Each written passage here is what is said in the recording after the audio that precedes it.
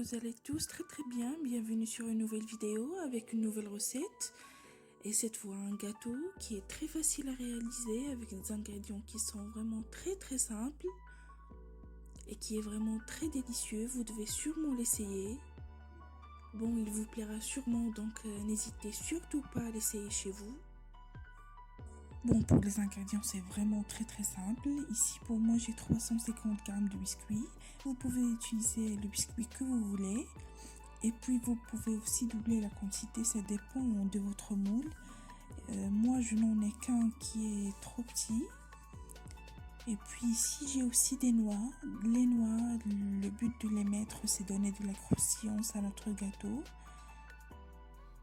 Bon, dans un bol, je vais casser mes biscuits. Comme vous voyez sur la vidéo, je vais les casser, mais pas trop. Je vais pas non plus les moudre.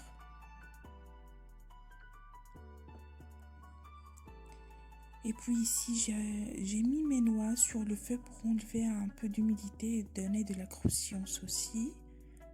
Je les ai grillées un peu, si on peut dire. Bon, pour lier mes biscuits, ici je vais préparer une petite crème. J'ai ici 60 g de sucre granulé. Comme j'ai déjà dit, la quantité ça dépend de vous. Vous pouvez doubler. Et puis j'ai ici 30 g de cacao, auquel je vais ajouter à peu près 125 ml d'eau. Ici j'ajoute à peu près 60 g de beurre, sauf que de préférence qu'elle soit d'origine animale et pas de la margarine. Bon, je mets à feu jusqu'à l'effondrement total du beurre. J'arrête pas de fouetter et de mélanger comme ça. Ici, je verse le contenu de ma casserole sur mes biscuits et je mélange très bien. Comme vous regardez sur la vidéo, je mélange de cette façon jusqu'à ce que tous les biscuits soient couverts. Ici, comme vous voyez, après avoir terminé, j'ai un moule que j'ai déjà couvert de papier sulfurisé et dans lequel je vais verser mon mélange. Bon, on verse et on tasse assez bien. Il faut vraiment faire attention à ce que notre couche du biscuit ne soit pas oblique. Il faut qu'elle soit bien droite.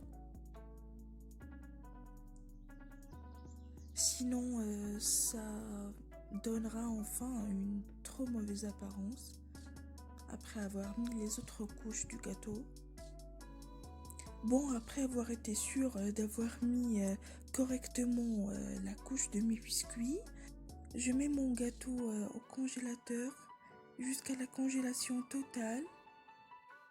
Ça prendra 1h30 à peu près.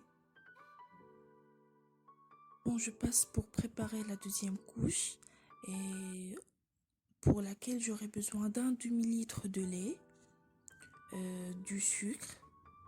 Et ça dépend de vous, de ce que vous voulez comme goût.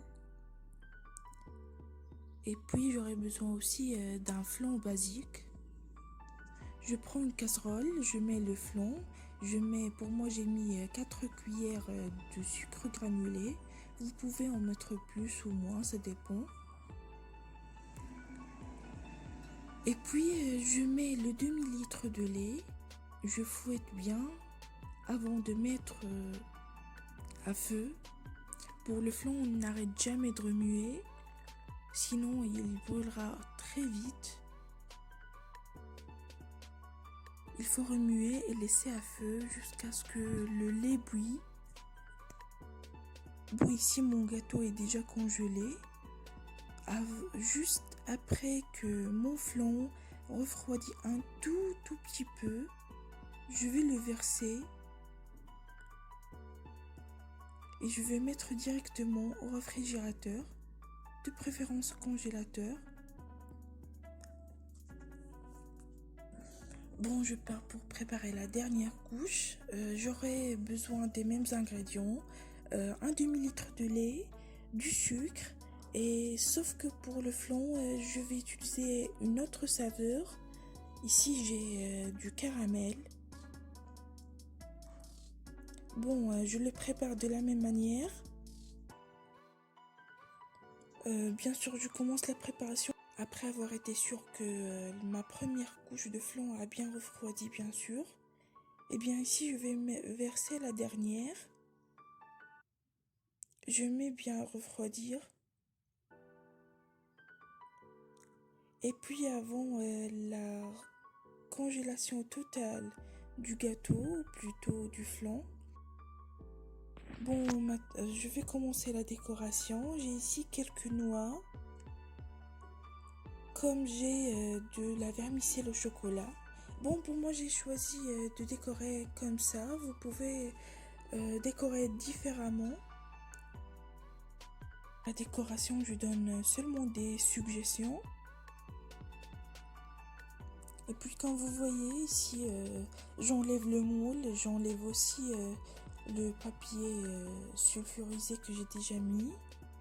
Je remets un petit peu à refroidir. On peut présenter notre gâteau en tant que dessert ou pour notre goûter.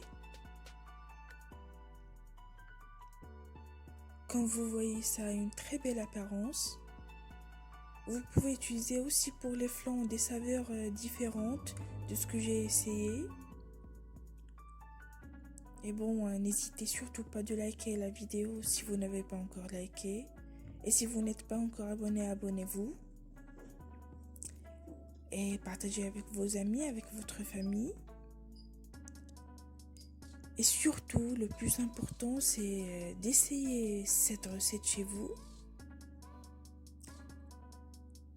Bon, sur ce, je vais vous dire très bon appétit et à très bientôt.